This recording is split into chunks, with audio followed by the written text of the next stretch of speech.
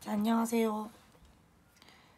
여러분들이 띵동띵동 아니 성시TV를 기다리고 있을 거라고는 생각하지 못했는데 너희들이 성시TV를 기다리고 있었다라는 점에서 내가 너무너무 기분이 좋은 거 반면 또 미안한 거 반면 여러 가지 생각이 들었습니다.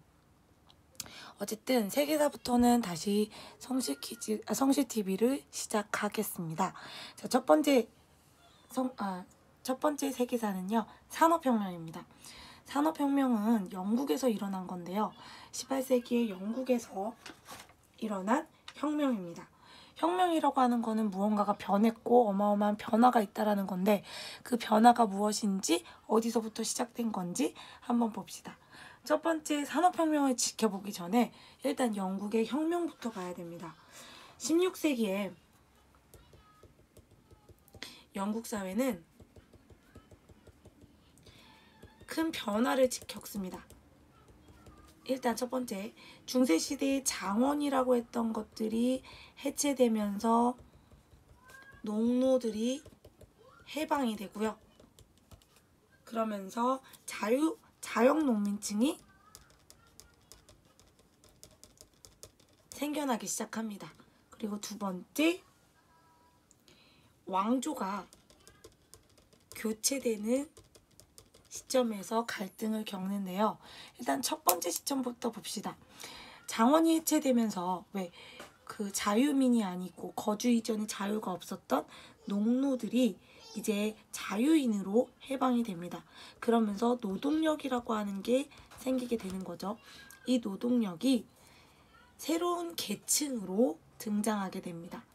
농촌의 자영농민층으로 자영농민층이 형성되면서 이 자영농민층이 지주가 되는 거예요. 그러니까 자기 재산을 가질 수 있고 이주의 자유가 있으니까 점점 땅을 늘리면서 부자인 농민이 생겨나게 됩니다.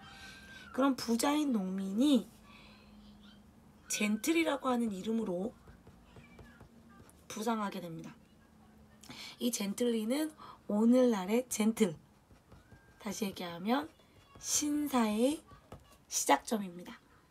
우리가 영국 신사하면 떠오르는 게 있죠. 킹스맨이 떠오르지만 그거보다 더 먼저 떠오르는 건 이렇게 생긴 정장, 이렇게 꼬리가 긴 연미복 같은 정장을 입고 모자, 요런 모자를 쓰고 있죠. 요런 모자를 쓰고 있는 이런 사람들을 젠틀리라고 하는데요. 이 젠틀리들은 돈이 있는 농민들이에요. 이들이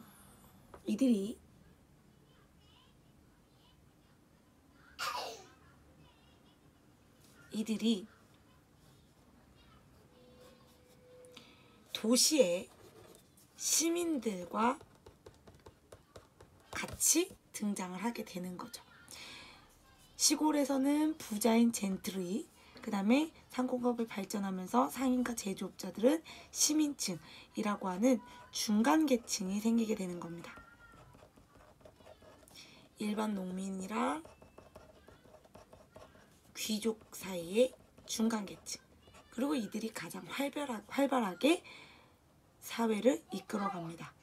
젠트리와 시민층들은요, 종교도 이전에 귀족들이 가지고 있던 억압적인 종교가 아니라 신교도인 청교도를 받아들이면서 이 신교도, 다시 얘기하면 왜 예전에 얘기했잖아, 성당, 다시 얘기하면 가톨릭과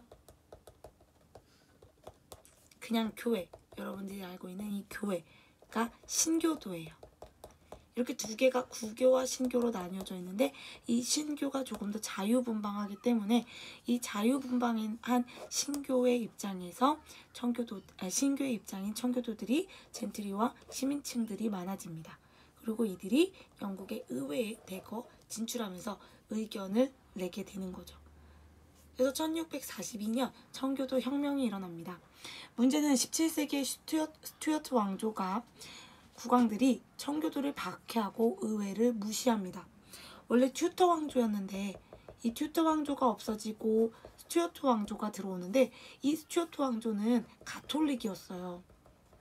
그러다 보니까 가톨릭을 강조하고 청교도들을 박해하게 되는 거죠. 신교들을. 그래서 이 청교도들이 이때 많이 해외로 이주합니다. 그리고 해외에 식민지를 건설해요. 이게 바로 미국이에요. 그래서 이때 많이 이주를 합니다. 그리고 의회가 무시돼요. 근데 의회에 대부분 누가 있었나요? 젠틀리와 시민들이 있었죠. 그래서 왕을 믿고 있는 왕당파와 그 다음에 의회를 믿고 있는 청교도주의자들이 충돌을 하게 되는데 의회파 지도자였던 크롬웰이 왕당파의 군대를 무찌르고 국왕을 처형을 합니다. 여기서 처형이라고 하는 건 사형을 시켜버려요. 그러면서 왕이 없는 영국을 만들어 나갑니다. 문제는 왕이 없는 영국을 크롬웰이 굉장히 엄격하게 다스리고 있었어요. 그런 크롬웰이 죽고 나서 다시 왕정으로 돌아가게 되고요. 이때 들어왔던 왕정이 바로 그 이전의 왕정. 그러니까 제임스 2세가 들어오게 되는 제임스 2세를 폐위시키고 윌리엄이 왕이 되는 왕정입니다. 미안해. 크롬웰이 죽고 나서 제임스가 들어오는 거죠. 제임스 2세. 그런데 이 제임스 2세가 다시 전제 정치라고 하는 거는 왕 중심의 정치를 하는 겁니다. 그러다 보니까 1688년 의회는 국왕을 폐위시키고 새 국왕을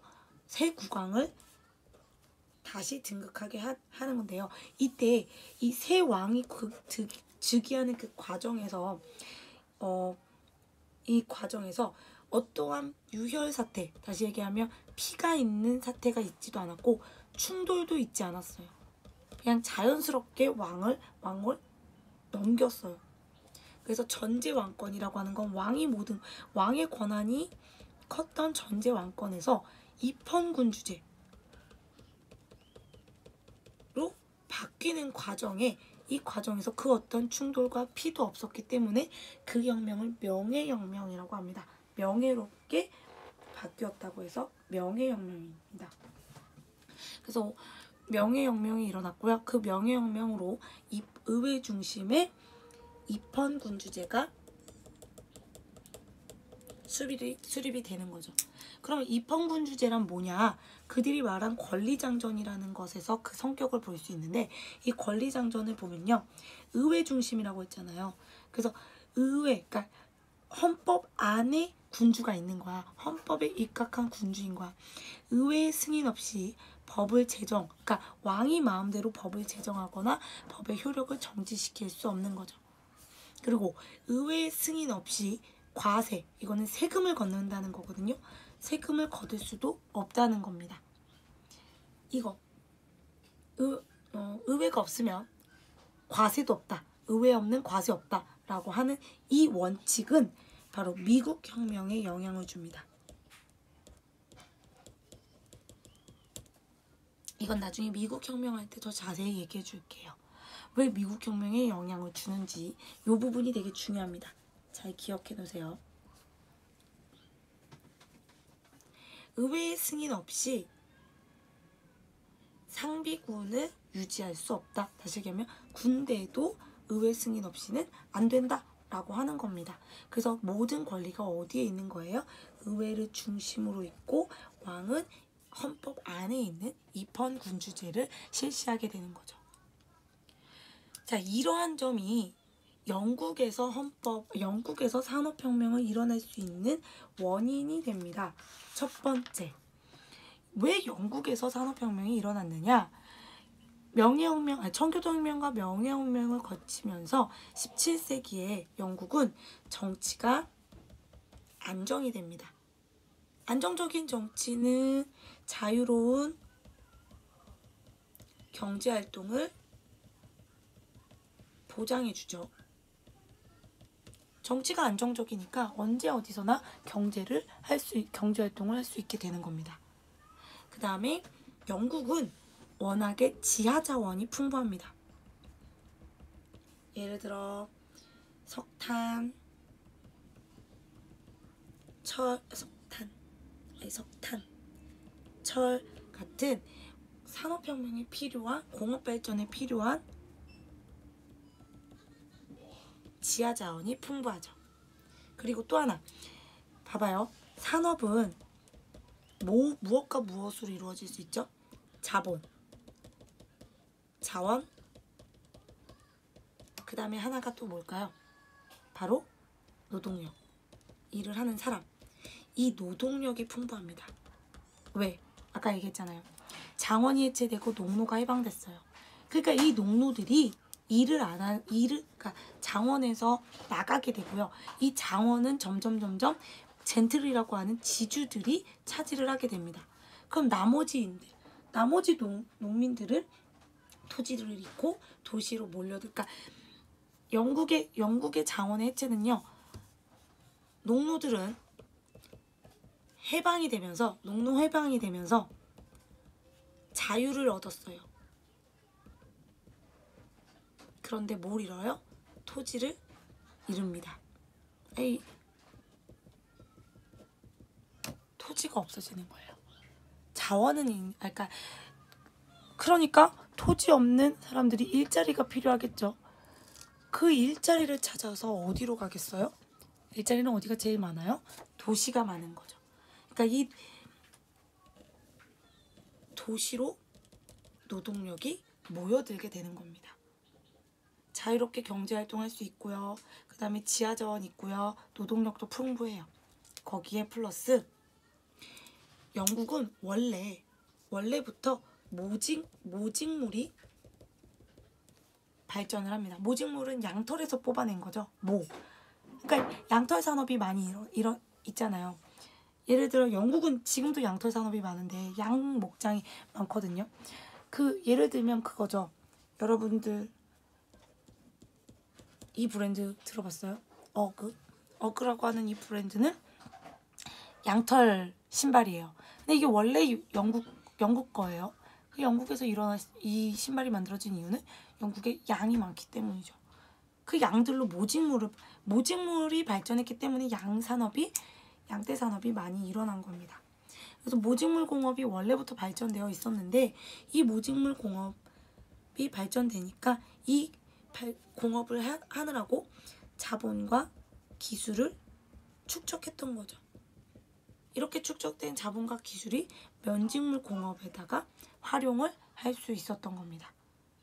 그래서 이 기술력으로 기계를 발명하고 제조업을 어떻게 하는지 알고 있으니까요. 기계를 발명하고 이 기계에 필요한 동력을 개발하게 되는 겁니다. 거기에 이 동력원이 되는 것들을 석탄과 철들이 동력원이 되어 동력 개발에 더 발전을 시키는 거죠. 그래서 여기에서 띵동띵동 퀴즈가 나가는 겁니다.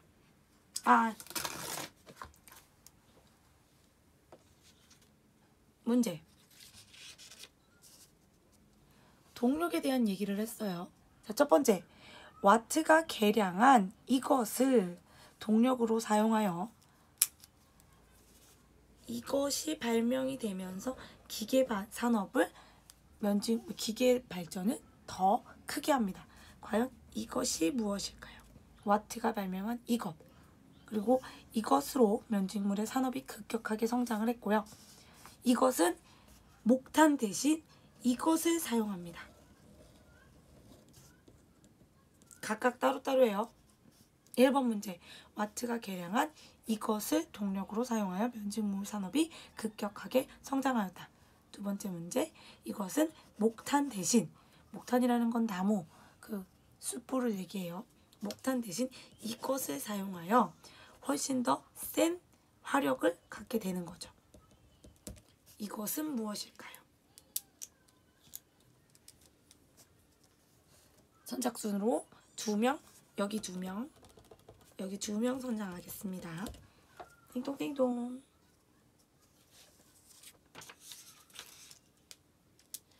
자, 그래서 결국은 이렇게 영국이 정치적으로 안정되어 있고 지하자원 풍부하고 노동력 풍부하고 무직물 공업 덕분에 자본과 기술이 축적되어 있고 기계 발명과 동력 개발로 발전이 되어 공업 발전에 기틀을 마련했기 때문에 주력 분야인 면직물 공업을 발전시켰고요.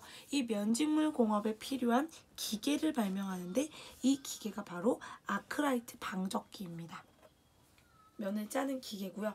이렇게 면을 알아서 짜는 이 기계를 통해서 대량으로 생산이 가능해졌고 이 대량으로 생산했던 것들을 판매하는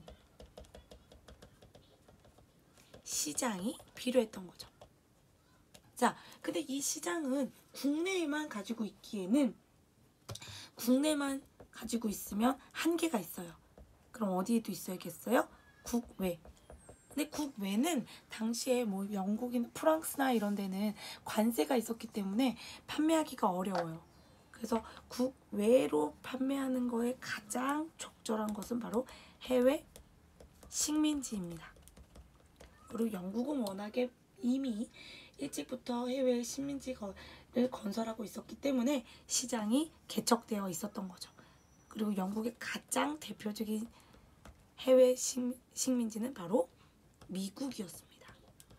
그리고 미국으로 자신들의 물건을 판매하게 되는 거죠. 여기에서 미국 혁명의 원인이 발생합니다.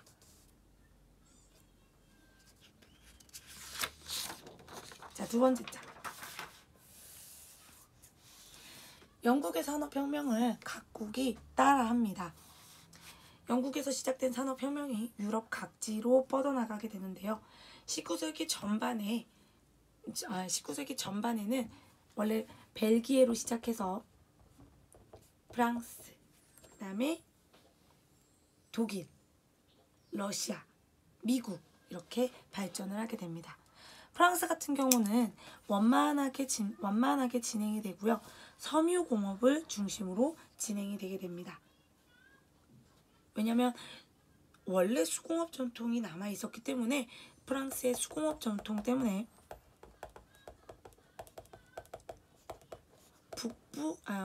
석탄이 풍부한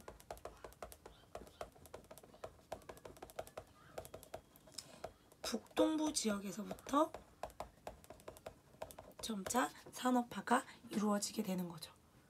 네, 프랑스가 수공업 전통이 있다라는 거는 우리가 프랑스의 그 명품 회사가 많다라는 것도 한 가지 요인이 됩니다. 장인 정신이 있다는 거죠. 그래서 기계 따위가 라는 생각을 하게 되는 게 프랑스의 아트 정신입니다. 그게 이제 점차 산업혁명이 넘어가게 되는데 19세기 중반에는요. 이 기역나라에 발전하게 됩니다. 기역나라는 어디일까요? 힌트! 남북전쟁 이후 급속히 발달을 합니다. 광대한 시장을 갖고 있고요. 풍부한 자원을 가지고 있고 이것 때문에 19세기 말에 최대 공업국으로 발전하는 바로 미국입니다. 미국은 남북전쟁이 있기 전에 이미 미국혁명으로 영국에게서 벗어나고 자유로운 분위기 속에서 남북전쟁으로 북부와 남부의 차이점을 극복하고 산업을 하나로 모으게 되는 거죠. 그러면서 19세기 말 최대 공업국으로 성장하고 이후에 영국보다 더 크게 발전을 하게 됩니다. 왜냐면 워낙에 그냥 그 해외 식민지를 가지고 있지 않는데도 내수시장, 국내 시장이 워낙에 컸고요. 그 다음에 국내에 이미 워낙에 자원이 많았기 때문에 미국만큼 공업화가 되기 쉬운 나라가 없었던 거죠. 그 다음에 두 번째로는 정부 주도로 추진한 이 나라, 니은나라. 이 나라는요, 정부 주도로 정부가 만들었는데요. 이 정부의 힌트를 주자면 이걸 하기 위해 이거를 한 사람이 이름이 바로 비스마르크라고 하는 사람입니다. 그리고 이 사람은 국가는 피와 철이라는 말로 피와 철로 만들어져야 된다. 그러니까 군수공업을 많이 만들고 공업화를 이루어야 된다라고 하는 사람이었죠. 20세기 초에 유럽 최대 공화국으로 성장을 했고, 이 최대 공화국이 프랑스와 영국을 공격하고 위기에 빠뜨립니다. 바로 독일이죠. 독일의 산업화는 자유주의 혁명이 끝나고 나면 조금 더 자세히 얘기할 겁니다. 왜냐면 자유주의 혁명이 끝나고 나서 공업화가 이루어지거든요. 그 다음에 마지막으로 19세기 말 가장 늦게 러시아가 발전을 합니다. 러시아는 역시나 정부 주도로 추진을 하게 되는데, 표트르라고 하는 왕이요, 대제라고 하는데, 표트르라고 하는 왕이 직접 유럽의 여러 나라를 돌아보고 유럽의 그 산업화를 본떠서 외국 자본, 그러니까 유럽 자본들을 도입을 해가지고 중공업 중심으로 만들게 되는 거죠. 그러면서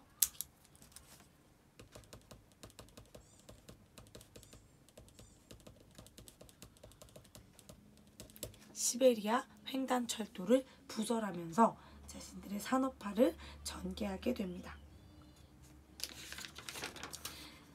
자, 그래서 산업혁명의 변화, 산업혁명의 빛이라고 한다면요, 산업혁명은요, 이전에는 수공업 위주로 있었던 것들을 간의 수공업이었던 것을 기계공업으로 바꾸면서 오늘날의 자본주의를 만들어냅니다. 자본주의를 발달시킵니다. 왜냐면 그 사람들을 뭐라고 하지? 사업가가 생기게 되는 거죠. 자본을 가진 자와 노동자의 계층을 만들게 되는 거죠. 그리고 더 많은 물건을 더 싸게 만드는 이 대량 생산의 시대가 오게 되는 겁니다. 그리고 이 대량 생산을 어떻게든 유통을 해야 되기 때문에 이 유통을 위한 교통이 발달하게 되는 거죠. 시장이 유통을 하려면 교통이 발달되면 발달될수록 더 잘 돼요. 그래서 그 유럽 국가들이 식민지를 만들면 무조건 철도를 부설해요. 이 철도 부설하는 이유가 바로 유통을 시키려고 하는 겁니다. 자신들의 상품을 식민지 나라 곳곳에다가 유통을 하려고. 이 철도 부설이 바로 식민지인 나라에게 더 많은 시장을 건설하는 경쟁으로 만들어지면서 그늘이 되게 되는 겁니다. 그 다음에 아까 얘기했던 이전에는 귀족과 농노 중심의 사회에서 중간계층이라고 하는 사람들이 생기게 되는 거죠. 이들은 자본가로 성장을 하고요. 산업자본가나 전문직 종사자들이 생기게 되는 겁니다. 법, 의학 이런 부분에서 전문직 종사자들이 부상하게 되는 거고, 전문직 종사자들이 자신의 선거권을 갖기 위해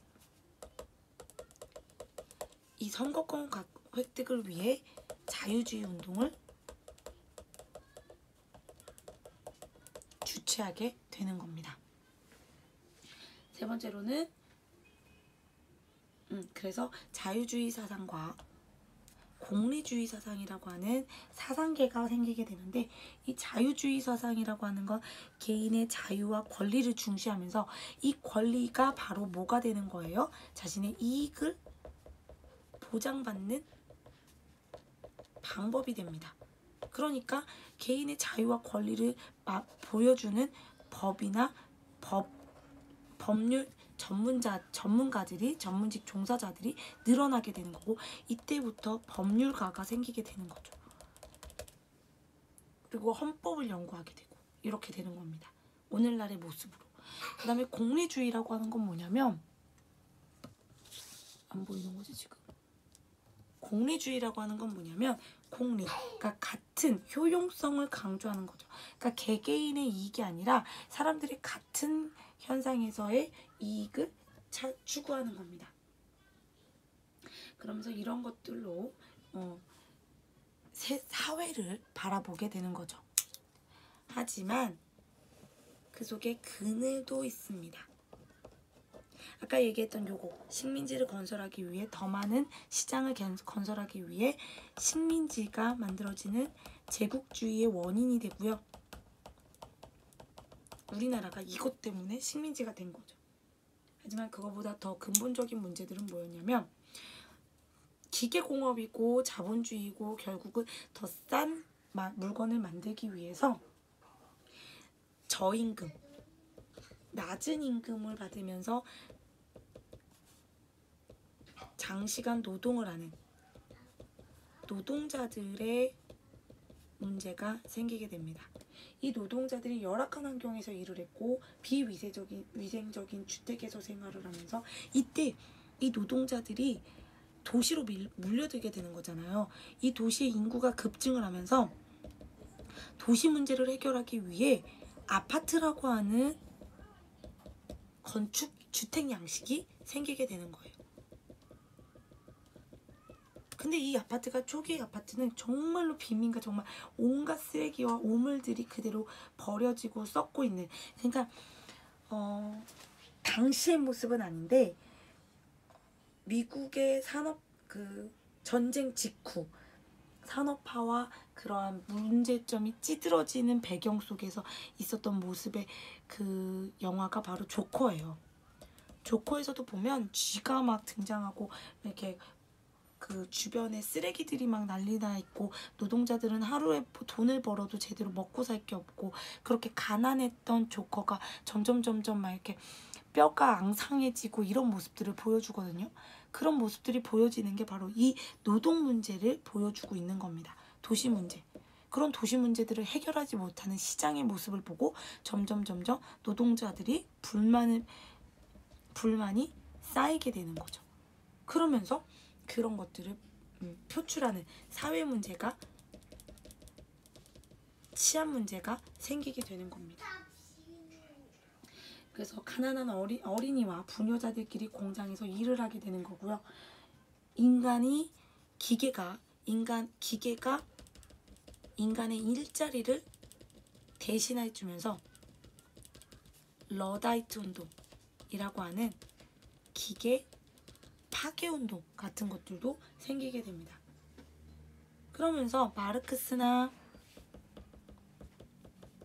엥겔스 같은 사람들이 노동자의 문제와 사회 문제를 해결해야겠다. 그리고 이 사유재산 제도에 대한 문제점들이 있다. 왜냐? 빈부가 누군가에게 이렇게 치우쳐져 있으니까. 그래서 이 사유재산에 대한 비판과 비판을 하고 경쟁 대신에 협동의 원리를 바탕으로 두는 사회주의 사상이 등장하게 되는 거죠. 우리가 이 사회주의의 문제점만 알고 있었지만 사실 사회주의가 등장하게 되는 건 산업혁명이라고 하는 시대가 있었기 때문입니다. 숙제가 하나 있는데요. 바로 이겁니다. 교과서 137쪽에서 141쪽까지를 살펴보고요.